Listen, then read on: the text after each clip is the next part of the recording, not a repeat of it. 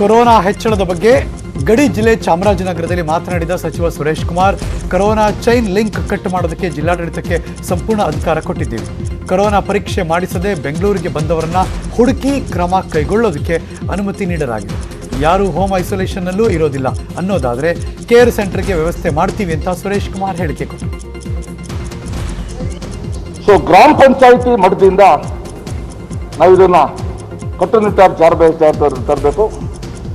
ಮತ್ತೆ ಮೊನ್ನೆಯಿಂದ ಬೆಂಗಳೂರಿಂದ ಅನೇಕ ತಮ್ಮ ಹಳ್ಳಿಗಳಿಗೆ ಹೋಗ್ಬಿಟ್ಟಿದ್ದಾರೆ.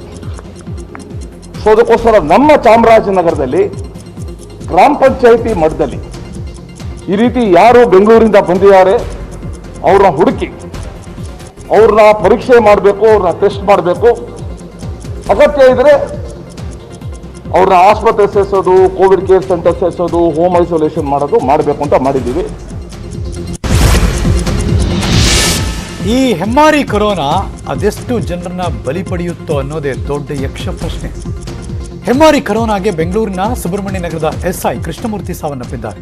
ಕೊರೋನಾ ಟೆಸ್ಟ್ಗೆ ಹೋಗಿದ್ದಾಗ ಪಾಸಿಟಿವ್ ಬಂದಿದ್ದರಿಂದ ಸ್ವಯಂಕೃತವಾಗಿ ಅವರೇ ಆಸ್ಪತ್ರೆ ಸೇರಿದ್ರು.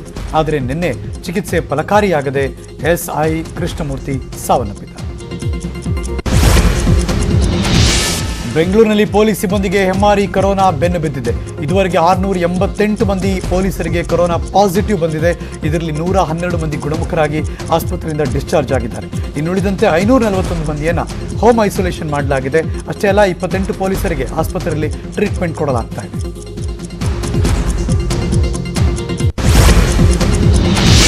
ಬೆಂಗಳೂರಿನ ಮಲ್ಲೇಶ್ವರದಲ್ಲಿರುವ ಕೆಸಿ ಜನರಲ್ ಆಸ್ಪತ್ರೆಯಲ್ಲಿ ಕೊರೋನಾ ಸೋಂಕಿತರಲ್ಲದೆ ಬೇರೆ ಯಾವುದೇ ರೋಗಿಗಳು ಹೋದರೂ ಚಿಕಿತ್ಸೆ ನೀಡ್ತಿಲ್ಲ ಅನ್ನೋ ಆರೋಪಗಳು ಕೇಳಿ ಬರ್ತಾ ಇದೆ. ಈ ಬಗ್ಗೆ ವೈದ್ಯರನ್ನ ಪ್ರಶ್ನೆ ಮಾಡಿದ್ರೆ ಸೆಕ್ಯೂರಿಟಿ ಕರೆಸಿ ಹೊರ ಹಾಕ್ತಿದ್ದಾರಂತೆ. ಅಷ್ಟೇ ಅಲ್ಲ, ನೀವು ಯಾರಿಗಾದರೂ ಹೇಳ್ಕೊಳ್ಳಿ, ನಮ್ಮನ್ನು ಏನೂ ಮಾಡೋದಕ್ಕಾಗಲ್ಲ, ಕೊರೋನಾ ಪಾಸಿಟಿವ್ ಬಂದರೆ ಮಾತ್ರ ಇಲ್ಲಿಗೆ ಬನ್ನಿ ಅಂತಿದ್ದಾರಂತೆ. ವೈದ್ಯರ ಈ ನಿರ್ಲಕ್ಷ್ಯದಿಂದಲೇ ನೆಲಮಂಗಲದ ಮುನಿರಾಜು ಅನ್ನೋ ರೋಗಿ ಸಾವನ್ನಪ್ಪಿದ್ದಾರೆ ಅಂತ ಮೃತರ ಸಂಬಂಧಿಕರು ಕಿಡಿಕಾರ್ತಿದ್ದಾರೆ.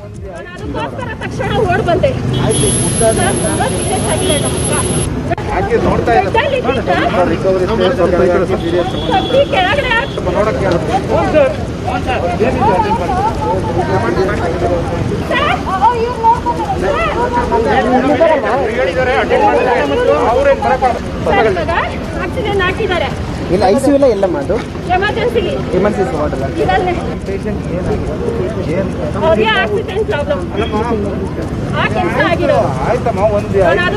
ತಕ್ಷಣ ಓಡ್ ಬಂದೆ.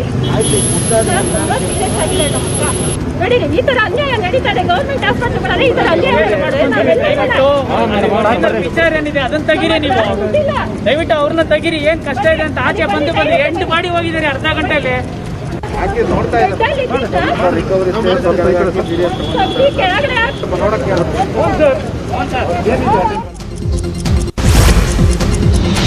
ಕೊರೋನಾ ಅಬ್ಬರದ ಬಗ್ಗೆ ಸಚಿವ ಆರ್ ಅಶೋಕ್ ಕೂಡ ಮಾತಾಡಿದ್ರು. ಕೋವಿಡ್ ಜಾಸ್ತಿ ಇರೋ ಜಿಲ್ಲೆಗಳಿಗೆ ವ್ಯಾಕ್ಸಿನೇಷನ್ ಕೊಡೋದ್ರ ಬಗ್ಗೆ ಸೂಚನೆ ಕೊಟ್ಟಿದ್ದಾರೆ. ಮಂತ್ರಿಗಳ 1 ವರ್ಷದ ಸಂಬಳವನ್ನು ಕೋವಿಡ್ ಫಂಡ್ಗೆ ಕೊಡ್ತಿದ್ದೀವಿ. ಇದನ್ನು ಎಲ್ಲ ಮಂತ್ರಿಗಳು ಕೊಡ್ತೀವಿ. ಮಾವಳ್ಳಿಪುರ, ತಾವರೆಕೆರೆ, ಗಿಡ್ಡೇನಹಳ್ಳಿ, ಬಯಲು ಚಿತಾಗಾರ ಸಿದ್ಧವಾಗಿದೆ. ಅಷ್ಟೇ ಅಲ್ಲ, ರಾಜ್ಯದ ಬೇರೆ ಕಡೆಗಳಲ್ಲೂ ಕೂಡ ಅವರ ಸ್ವಂತ ಜಮೀನಲ್ಲಿ ಹೂಳೋದಕ್ಕೆ, ಸುಡೋದಕ್ಕೆ ಅವಕಾಶವನ್ನು ನೀಡಿದ್ದೀವಿ ಅಂತ ಮಾಹಿತಿ ಕೊಟ್ಟರು.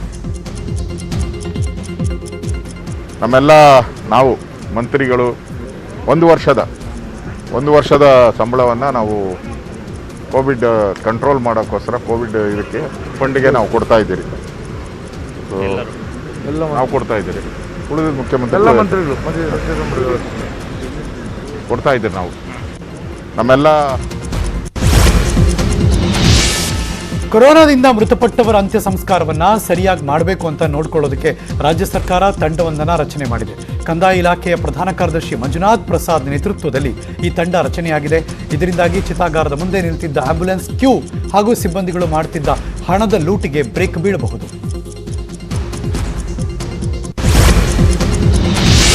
ಈ ಕೊರೋನಾ ಅಬ್ಬರಕ್ಕೆ ಇಡೀ ಕರುನಾಡೆ ತತ್ತರಿಸೋಗಿದೆ. ಗಲ್ಲಿ ಗಲ್ಲಿಯಲ್ಲೂ ಕೊರೋನಾ ಕೇಕೆ ಹಾಕ್ತಾ ಇದೆ. ಹೀಗಾಗಿ ಹೆಮ್ಮಾರಿ ಕಟ್ ಹಾಕೋಕೆ ಸರ್ಕಾರಕ್ಕೆ ದೊಡ್ಡ ಸವಾಲು. ಈ ಸಂಬಂಧ ಸಿಎಂ ನೇತೃತ್ವದಲ್ಲಿ ಮಹತ್ವದ ಸಭೆ ನಡೆಯಿತು. ಎಲ್ಲ ಸಚಿವರು ತಮ್ಮ 1 ವರ್ಷದ ವೇತನವನ್ನು ಕೋವಿಡ್ ಪರಿಹಾರ ನಿಧಿಗೆ ನೀಡೋದಕ್ಕೆ ನಿರ್ಧರಿಸಿದ್ದಾರೆ. ಈ ಮೂಲಕ ಕೊರೋನಾ ಹೋರಾಟಕ್ಕೆ ಎಲ್ಲ ಸಚಿವರು ತಮ್ಮ ಸಂಬಳವನ್ನು ನೀಡೋದಕ್ಕೆ ಮುಂದಾಗಿದ್ದಾರೆ. ಇವತ್ತು ಮತ್ತೊಂದು ಪ್ರಮುಖವಾಗಿ ನಮ್ಮೆಲ್ಲ ನಾವು ಮಂತ್ರಿಗಳು ಒಂದು ವರ್ಷದ ಸಂಬಳವನ್ನು ನಾವು ಕೋವಿಡ್ ಕಂಟ್ರೋಲ್ ಮಾಡೋಕ್ಕೋಸ್ಕರ ಕೋವಿಡ್ ಇದಕ್ಕೆ ಫಂಡಿಗೆ ನಾವು ಕೊಡ್ತಾ ಇದ್ದೀರಿ. ನಾವು ಕೊಡ್ತಾ ಇದ್ದೀರಿ. ಉಳಿದ ಮುಖ್ಯಮಂತ್ರಿ ಎಲ್ಲ ಮಂತ್ರಿಗಳು. ಬೆಂಗಳೂರಲ್ಲಿ ಹೆಮ್ಮಾರಿ ಕೊರೋನಾ ಸ್ಫೋಟವಾಗ್ತಿರೋ ಹಿನ್ನೆಲೆಯಲ್ಲಿ ಬಿಬಿಎಂಪಿಯ ಆಸ್ತಿ ತೆರಿಗೆ ಅವಧಿ ವಿಸ್ತರಣೆ ಮಾಡಿದೆ. ಯಾರು ಏಪ್ರಿಲ್ 30ರೊಳಗೆ ಪಾವತಿ ಮಾಡ್ತಾರೋ ಅಂಥವರಿಗೆ 5% ರಿಯಾಯಿತಿ ನೀಡಲಾಗುತ್ತೆ. ರಾಜ್ಯದಲ್ಲಿ ಸದ್ಯ ಕಟ್ಟುನಿಟ್ಟಿನ ರೂಲ್ಸ್ ಜಾರಿ ಮಾಡಲಾಗಿದೆ. ಇಂಥ ಹೊತ್ತಲ್ಲಿ ಕೆಲಸ ಉಳಿಸ್ಕೊಳ್ಳೋದೇ ಜನರಿಗೆ ಕಷ್ಟ. ಹೀಗಾಗಿ ಆಸ್ತಿ ತೆರಿಗೆ ಅವಧಿಯನ್ನು ಮುಂದೂಡಲಾಗಿದೆ. ರಾಯಚೂರು ಜಿಲ್ಲೆಯ ಲಿಂಗಸಗೂರು ಪಟ್ಟಣದಲ್ಲಿ ಸೋಂಕಿತ ಎಲ್ಲೆಂದರಲ್ಲಿ ಓಡಾಡ್ತಿದ್ದಾನೆ ಅನ್ನೋ ಆರೋಪ ಕೇಳಿಬಂದಿದೆ. ಈ ಹಿನ್ನೆಲೆಯಲ್ಲಿ ಪಿಡಿಒ ಮೇಲೆ ಗ್ರಾಮ ಪಂಚಾಯಿತಿ ಅಧ್ಯಕ್ಷೆಯ ಪತಿ ದರ್ಪ ತೋರಿಸಿದ್ದಾನೆ. ಪಿಡಿಒ ತಿಮ್ಮಣ್ಣನವರ ರಸ್ತೆಯಲ್ಲೇ ಎಳೆದಾಡಿದ್ದಾರೆ. ಜೀವ ಬೆದರಿಕೆ ಕೂಡ ಹಾಕಿದ್ದಾರಂತೆ. ಈ ಬಗ್ಗೆ ತಾಲೂಕ್ ಪಂಚಾಯಿತಿ ಇಒ ಹಾಗೂ ಜಿಲ್ಲಾ ಪಂಚಾಯಿತಿ ಸಿಇಒ ಪಿಟಿಕ್ ಅಂತಿರುವಂತೆ.